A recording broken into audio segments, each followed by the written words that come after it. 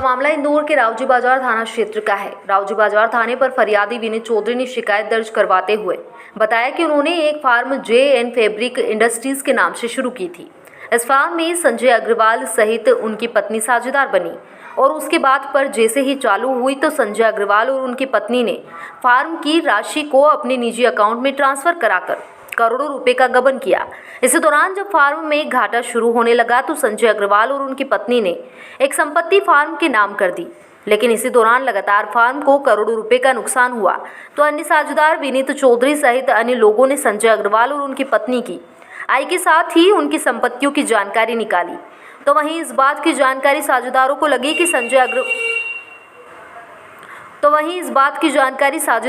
कि संजय अग्रवाल ने फर्जी आय का प्रमाण पत्र बनवाकर कई बैंकों से लोन भी ले लिया है और लगातार अपने फर्जी दस्तावेजों का उपयोग कर लगातार धोखाधड़ी कर रहा है।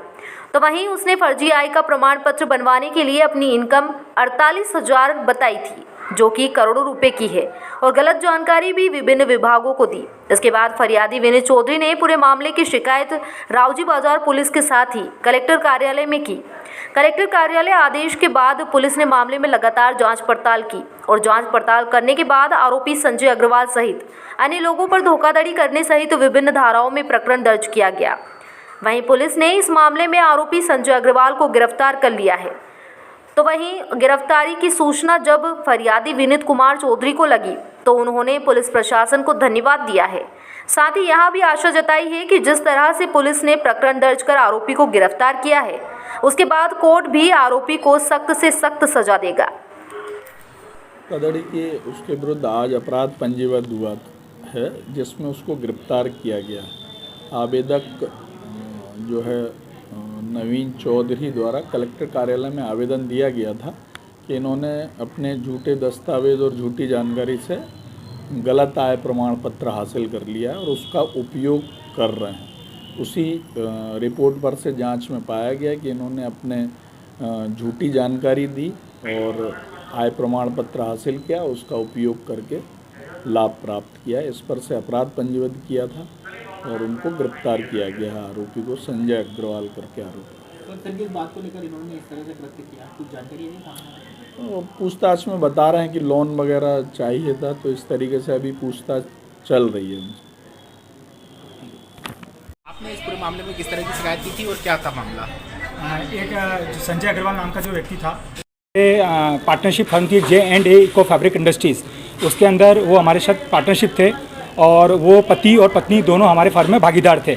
और जब हमारी फर्म स्टार्ट हुई, फर्म को चलते हुए उसने हमारे साथ अपने निजी फर्म के खातों में काफ़ी राशि का गबन किया, करोड़ों रुपए की राशि का गबन किया। और उसने फर्जी दस्तावेज़ बनाकर, काफ़ी सारे फर्जी दस्तावेज़ बनाकर उसने कूटनीतिक रचनात्मक तरीके से उसने हमारी फर्म को काफ़ी नुकसान पहुंचाया और हमारी फर्म घाटे में चली गई। फर्म हमारी घाटे में जाने के बाद में उसने बोल दिया कि मैं फर्म नहीं चला पाऊंगा और इसके एवज में उसने हमारे हक में उसने प्रॉपर्टी का हमारे हक में उसने हत्या कर दिया। और उसके बाद हत्या कर दिया उसने, और हत्या करने के बाद में जब फिर उसने अपनी जो इनकम है, उसने अपनी जो वार्षिक आय है वो 48,000 रुपये बताई सालाना, जबकि वो आर्थिक रूप से काफ़ी सक्षम है। उसने काफ़ी तरीके से हर तरफ से फर्म को और हमें काफ़ी तरीके से नुकसान पहुंचाने की और उसने यहाँ की प्रशासन के साथ भी उसने गलत तरीके से अपने आप को प्रूव किया और गलत तरीके से आय प्रमाण पत्र बनाकर उसने फर्जी तरीके से काफ़ी गलत तरीके से काम करवा के और उसने सभी को नुकसान पहुंचाया है। और इसको लेके आपने कोर्ट में लगाया था इसकी और इस जानकारी को लेके जब हमें ये सब पता चला और उसने इस तरीके से हमारे साथ हरकत करी, गलत तरीके से हरकतें करी, तो हमने ये इसकी सारी शिकायतें प्रशासनिक विभाग को और जो भी प्रशासनिक विभाग है सभी को हमने लिखित में शिकायत दर्ज कराई। और इस संबंध में हम ये चाहेंगे कि इस व्यक्ति को गिरफ्तार किया गया है और इसके ऊपर आज हमें न्याय मिला और हम यही चाहेंगे कि हमें न्याय मिले और इस पर सख्त से सख्त कार्रवाई की जानी चाहिए इस विषय में। मेरा नाम विनीत कुमार चौधरी।